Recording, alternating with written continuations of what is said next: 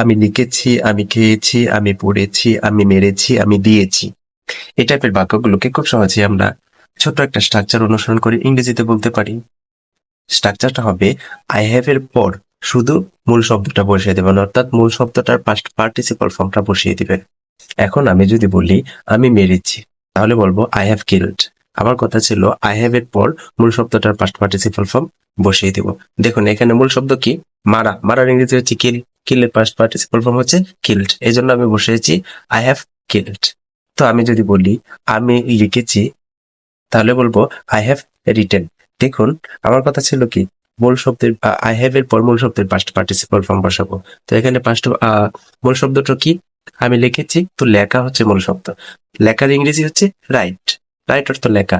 তো এই রাইটের পাস্ট পার্টিসিপল ফর্ম হচ্ছে কি? রিটেন। তাহলে বলবো আই হ্যাভ রিটেন। কারণ মূল কথা হচ্ছে আপনি হাজার হাজার বাক্য তৈরি করতে পারবেন শুধু আই হ্যাভ এর পর মূল শব্দের পাস্ট পার্টিসিপল ফর্ম বসিয়ে দিবেন।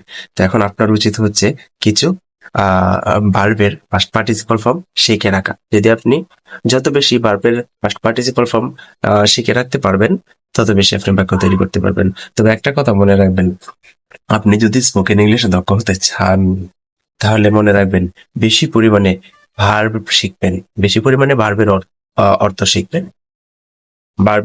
একটা ভার্বের ৩টা ফর্ম থাকে, present form, first form, past participle form.